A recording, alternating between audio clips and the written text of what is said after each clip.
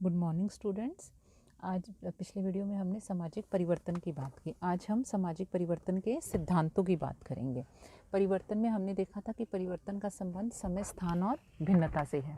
तो आज हम देखेंगे कि परिवर्तन के किन किन विद्वानों ने क्या क्या सिद्धांत दिए हैं। तो परिवर्तन की जब हम बात करते हैं तो हम देखेंगे कि परिवर्तन का सांस्कृतिक सिद्धांत किसने दिया, परिवर्तन का आर्थिक निर्धारणवाद का सिद्धांत किसके द्वारा दिया गया। तो परिवर्तन का जो सांस्कृतिक सिद्धांत है, या जब परिवर्तन के हम सामाजिक परिवर्तन के चक्रीय सिद्धांत की बात करते हैं तो हम देखते हैं कि ऑगबर्न के द्वारा सांस्कृतिक विलंबना का सिद्धांत दिया गया। तो ऑगबर्न का हमने पिछले वीडियो में एक में पढ़ा है कि ऑगबर्न का सांस्कृतिक विलंबना का जो सिद्धांत है वो उन्होंने अपनी पुस्तक सोशल चेंज के अंतर्गत 1922 में दिया। तो आज हम कार्ल मार्क्स के सिद्धांत की बात करेंगे। सामाजिक परिवर्तन के रेखीय सिद्धांतकार उद्विकासवादियों से प्रभावित थे। वे इस मत को नहीं मानते कि परिवर्तन चक्रीय गति से होता है। तो उनका मत है कि परिवर्तन चक्रीय गति से नहीं होता। तो चक्रीय प्रतिमान में हमने क्या देखा था कि परिवर्तन जो है एक चक्र के रूप में होता है। हम जिस अवस्था से शुरू करते हैं धीरे धीरे हम पुनः उसी अवस्था पे पहुंच जाते हैं। जैसे चक्रीय परिवर्तनकार ये मानते हैं कि जैसे मानव जन्म लेता है, फिर वो युवा होता है, फिर वृद्ध होता है, फिर मृत्यु होती है, फिर पुनः जन्म लेता है। तो वो ये कहते हैं कि ये जो परिवर्तन का एक क्रम है, ये जो क्रम है परिवर्तन का मानव जीवन में, ये चलता है। मानव जन्म लेता है, मृत्यु होता है, पुनः जन्म लेता है। तो ये उत्थान और पतन का एक चक्र चलता है। पर जो ये रेखीय सिद्धांतकार है ये मानते हैं, ये इस चक्र को नहीं मानते। वरन उनका मत है कि परिवर्तन सदैव एक सीधी रेखा में नीचे से ऊपर की ओर विभिन्न चरणों में होता है। तो आपने देखा कि चक्रीय सिद्धांतकार तो चक्र के रूप में मानते हैं कि चक्र के रूप में परिवर्तन का एक क्रम चलता है। रेखीय सिद्धांतकार कहते हैं कि नहीं, चक्र के रूप में नहीं चलता, एक सीधी रेखा के रूप में चलता है, जहाँ से कि हम नीचे से प्रारंभ होकर ऊपर की ओर जाते हैं। और ये जो चक्र, ये जो विकास है इस क्रम में, और ये जो परिवर्तन होता है वो विभिन्न चरणों में होता है। उद्विकासीय रेखीय सिद्धांतकारों में कॉम्ट, स्पेंसर, हॉबहाउस आदि के नाम प्रमुख हैं। कॉम्ट समाज के उद्विकास के रूप को 3 स्तरों में बांटते हैं: धार्मिक, तात्विक और वैज्ञानिक। उन्होंने समाज के विकास की या समाज में जब परिवर्तन की बात की तो उन्होंने 3 स्तरों की बात वो करते हैं। पहला है धार्मिक, दूसरा है तात्विक और तीसरा है वैज्ञानिक। इसी तरह जब हम स्पेंसर की बात करते हैं तो स्पेंसर ने 4 स्तरों की बात की, शिकारी से लेकर औद्योगिक तक की। मार्क्स की बात जब हम करते हैं तो मार्क्स समाज के विकास के 5 स्तरों की बात करते हैं। तो हमने यह देखा कि विभिन्न विद्वानों में जो रेखीय सिद्धांतकार हैं उन्होंने एक रेखा में समाज के विकास के चरणों की बात की। मार्क्स एवं वेबलिन सामाजिक परिवर्तन के रेखीय क्रम को तो प्रस्तुत करते हैं, किंतु ये दोनों ही आर्थिक एवं प्रौद्योगिकी को अधिक महत्व देते हैं। अतः इनके सिद्धांतों को निर्धारणवादी सिद्धांत भी कहते हैं। कार्ल मार्क्स का जो सामाजिक परिवर्तन का सिद्धांत है उसमें उन्होंने प्रौद्योगिकी और आर्थिक कारक को अधिक महत्व दिया। अतः उनके सिद्धांत को आर्थिक निर्धारणवाद अथवा सामाजिक परिवर्तन का प्रौद्योगिकी के सिद्धांत भी कहा जाता है। मार्क्स का सिद्धांत वर्तमान समय में सर्वाधिक महत्वपूर्ण और क्रांतिकारी सिद्धांत माना जाता है। उन्होंने इतिहास की भौतिक व्याख्या की और कहा कि मानव इतिहास में अब तक जो भी परिवर्तन हुए वे उत्पादन प्रणाली में परिवर्तन के कारण ही हुए हैं। उनका मत है कि जनसंख्या, भौगोलिक परिस्थितियां, अन्य कारणों का मानव के जीवन पर प्रभाव तो पड़ता है, किंतु वे परिवर्तन के निर्णायक कारक नहीं है। निर्णायक कारक तो आर्थिक कारक अर्थात उत्पादन प्रणाली ही है। मार्क्स ने अपने सिद्धांत को स्पष्ट करते हुए कहा कि मनुष्य को जीवित रहने के लिए कुछ भौतिक मूल्यों की आवश्यकता होती है, जैसे रोटी, कपड़ा, निवास आदि। इन मूल्यों या आवश्यकताओं को जुटाने के लिए मानव को उत्पादन करना होता है। उत्पादन करने के लिए उसे उत्पादन के साधनों की आवश्यकता पड़ती है। जिन साधनों के द्वारा व्यक्ति उत्पादन करता है उन्हें प्रौद्योगिकी कहते हैं। प्रौद्योगिकी में छोटे छोटे औजार से लेकर बड़ी बड़ी मशीनें तक सम्मिलित होती हैं। प्रौद्योगिकी में जब परिवर्तन आता है तो उत्पादन प्रणाली में भी परिवर्तन आता है। मार्क्स का मत है कि मानव अपनी आवश्यकताओं की पूर्ति के लिए किसी न किसी उत्पादन प्रणाली को अपनाता है। उत्पादन प्रणाली वो कहता है कि 2 पक्षों से मिलकर बनी होती है। एक तो होता है उत्पादन के उपकरण। उत्पादन के उपकरण में क्या क्या सम्मिलित होगा? प्रौद्योगिकी, श्रमिक, उत्पादन का अनुभव, श्रम, कौशल आदि। दूसरा वो कहता है कि उत्पादन के संबंध। किसी भी वस्तु के उत्पादन के लिए हमें औजार, श्रम, अनुभव एवं कुशलता की आवश्यकता होती है। साथ ही जो लोग उत्पादन कार्य में लगे होते हैं उनके बीच कुछ आर्थिक संबंध भी उत्पन्न होते हैं। जैसे किसान कृषि क्षेत्र में उत्पादन करने के दौरान मजदूरों, उसके जो और कारीगर हैं, जो वहाँ पे उत्पादित वस्तु की खरीदारी से संबंधित जो लोग होते हैं, उन सब से उसके संबंध बनते हैं। जब उत्पादन प्रणाली में परिवर्तन होता है तो समाज में भी परिवर्तन होता है। उत्पादन प्रणाली की यह विशेषता है कि यह किसी भी अवस्था में स्थिर नहीं रहती। मार्क्स कहते हैं कि यह सदैव बदलती रहती है। जब वो कहते हैं कि आपकी उत्पादन की प्रणाली बदलती है तो उत्पादन के संबंध भी बदलते हैं।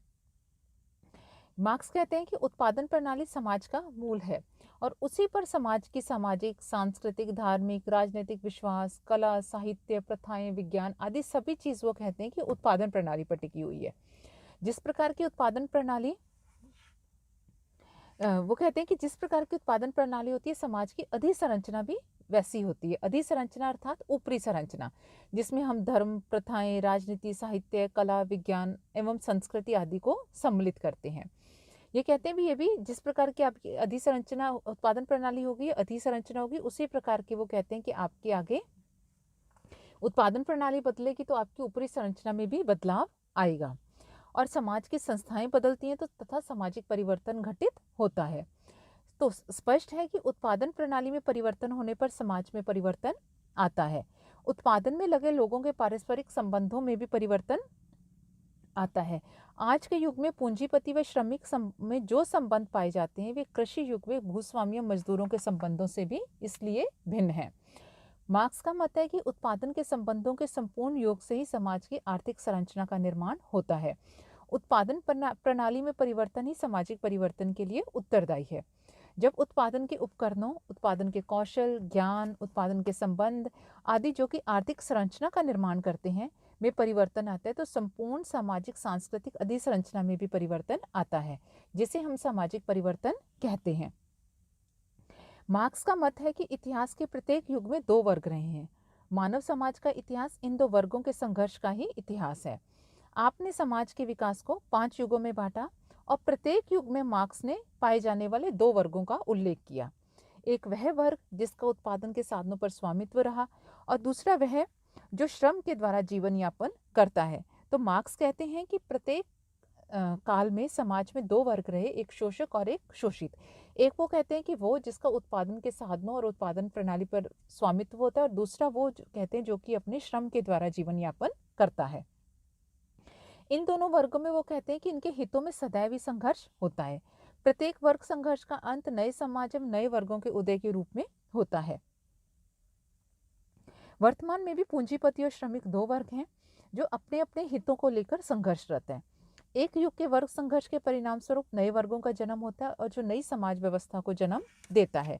इस प्रकार वर्ग संघर्ष और उसके परिणाम स्वरूप नए वर्गों के जन्म के कारण ही समाज में परिवर्तन होते हैं। इस तरह मार्क्स ने सामाजिक परिवर्तन में वर्ग संघर्ष की भूमिका को भी महत्वपूर्ण माना है।